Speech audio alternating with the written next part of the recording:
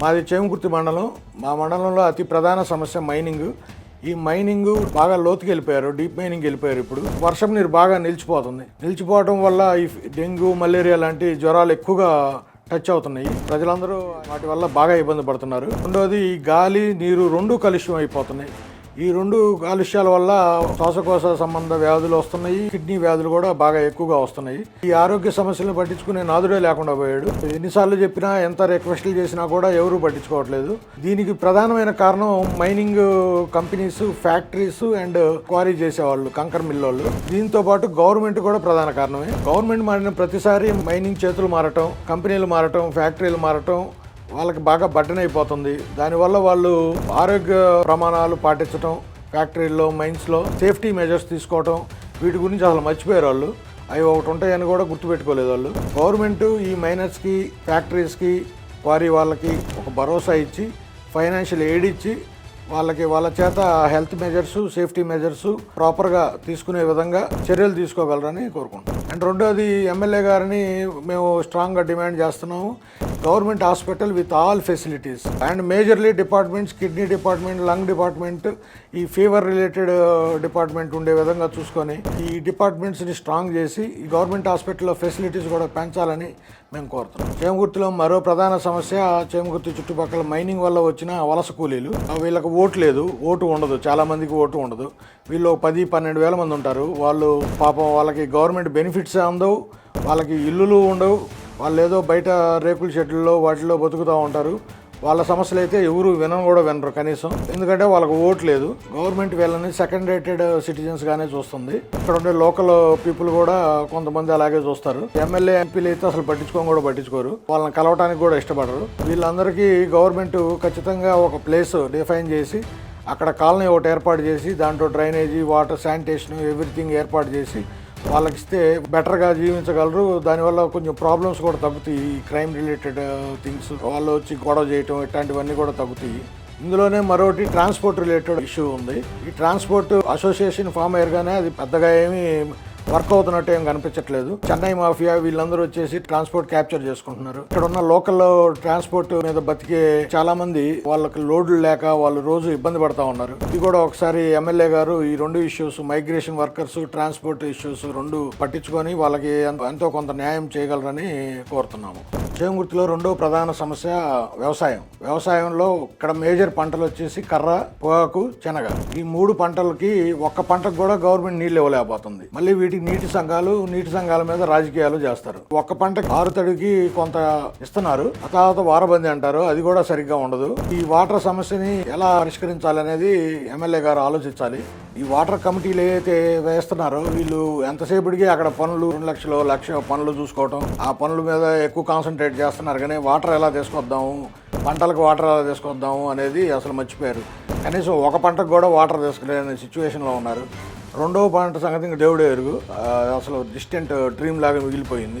దీనికి తోడు గవర్నమెంట్ చేయాల్సిన పనులు కూడా చాలా ల్యాగ్ ఉన్నాయి, పట్టించుకోవట్లేదు.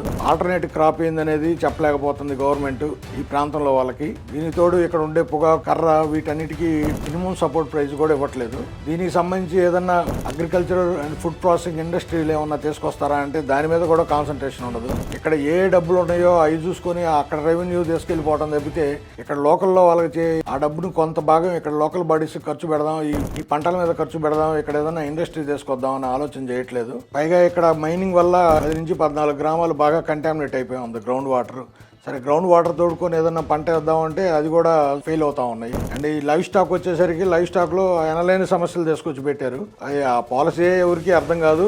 Live stock policy, government policy ఏంటి, దాని బెనిఫిట్ సంగతి ఇంకా ఎవరు పట్టించుకోరు. ఈ లైవ్ స్టాక్ కూడా వ్యాధులు వచ్చి పోవటం, వీటన్నిటి వల్ల చాలా నష్టాలు ఎదుర్కొంటున్నారు. ఇక్కడ అటువైపు మళ్ళీ ఇద్దామంటే రైతులని ఆ పరిశ్రమ కూడా అంత ఆశాజనకంగా ఏం లేదు. ఈ సమస్యలన్నింటినీ ఎమ్మెల్యే గారు కొంచెం దృష్టి పెట్టి 2-3 సంవత్సరాల్లో క్లియర్ చేసి ఒక పరిష్కారం చూపగలరని చెప్పి మేము కోరుకుంటున్నాం.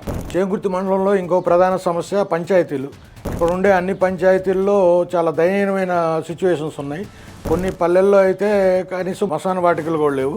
ఈ ఊళ్ళల్లో డ్రింకింగ్ వాటర్ ప్రాబ్లం చాలా ఉంది. కొంతమంది మరిపాలెం లాంటి గ్రామవాసులు సాల్ట్ వాటర్ నే తాగుతున్నారు. డ్రైనేజ్ సిస్టమ్ అయితే ఇంకా అసలు చెప్పాల్సిన అవసరం లేదు. ఏదో వాళ్ళే చలకపారతో చిన్న చిన్న కాలువలతో ఏదో ఊరు బయటికి నెడుతుంటారు తప్పితే ప్రాపర్ గా తీసుకెళ్లి ఒక చోట డిస్పోజ్ చేయటం, డ్రైనేజ్ సిస్టమ్ ప్రాపర్ గా బిల్డ్ చేయటం, ఇవన్నీ అసలు కంప్లీట్ గా కొన్ని ఊళ్ళలో అయితే లేవు. రోడ్ కనెక్టివిటీ కొంచెం పర్లేదు కానీ కొన్ని గ్రామాలు, మారుమూల గ్రామాల్లో, పులికొండ లాంటి గ్రామాలకైతే అసలు రోడ్డు కనెక్టివిటీ రోడ్ అయితే మరీ చెత్తగా ఉంది. పులికొండ రోడ్డు అది కొంచెం బాగు చేసి పంచాయతీల్లో ఉండే ఏదైతే సమస్యలు ఉన్నాయో మేజర్ సమస్యలు వాటన్నిటిని కూడా వర్కౌట్ చేయాల్సింది ఉంది. బిల్స్ బాగా పెండింగ్ ఉన్నాయి. ఉపాధి హామీ బిల్స్ ఇవన్నీ బాగా పెండింగ్ పెట్టేశారు. వీటన్నిటి ప్రధాన కారణం లోకల్ బాడీ ఎలక్షన్స్ ప్రాపర్ టైంలో పెట్టకపోవటం అండ్ వాటిని కరెక్ట్గా చూసుకోకపోవటం, వాళ్ళకి అధికారాలను ఇవ్వకపోవటం. ఈ లోకల్ బాడీస్ నామకే వాస్తే పెట్టేస్తారు కానీ వాళ్ళు ఏమి పెద్ద పట్టించుకోరు. అక్కడ సర్పంచ్కి వాల్యూ ఇవ్వరు, లేకపోతే వాళ్ళ చెక్ పవర్కి వాల్యూ ఇవ్వరు, ఎంపీపీకి వాల్యూ ఇవ్వరు, పైన ఎవరు చెప్తే అదే చేయటం అయిపోతుంది. అండ్ రెండోది అగ్రికల్చర్ మార్కెటింగ్. ఇక్కడ ఎక్కువ పల్లెలన్నీ అగ్రికల్చర్ మీద డిపెండ్ అయి ఉన్నాయి కాబట్టి ఆ మార్కెటింగ్ చూసుకునే బాధ్యత కూడా గవర్నమెంటే తీసుకోవాలి. ఆ మార్కెటింగ్ కూడా సరిగ్గా ఉండదు, రెస్పాన్స్ సరిగ్గా ఉండదు. యార్డులకు వెళ్ళినా కూడా రెస్పాన్స్ సరిగ్గా ఉండదు. సరే మినిమం సపోర్ట్ ప్రైజ్ ఎలాగో ఇవ్వట్లేదు, కనీసం వెళ్ళినప్పుడు రెస్పాన్స్ అన్నా ఉండాలి. అక్కడ అధికారులు ఈరోజు కాదు రేపు అని చెప్పే దిక్కు కూడా లేకుండా పోయింది. ఈ ఇష్యూస్ అన్నీ ఎమ్మెల్యే గారు కొంచెం ప్రభుత్వం దృష్టికి తీసుకెళ్లి వీటికి ఒక పరిష్కారం చూపగలరని కోరుతున్నాం. చేమకుర్తి నగరం వరకు తీసుకుంటే అది మేజర్ పంచాయతీగా ఉన్నదాన్ని మున్సిపాలిటీని చేశారు.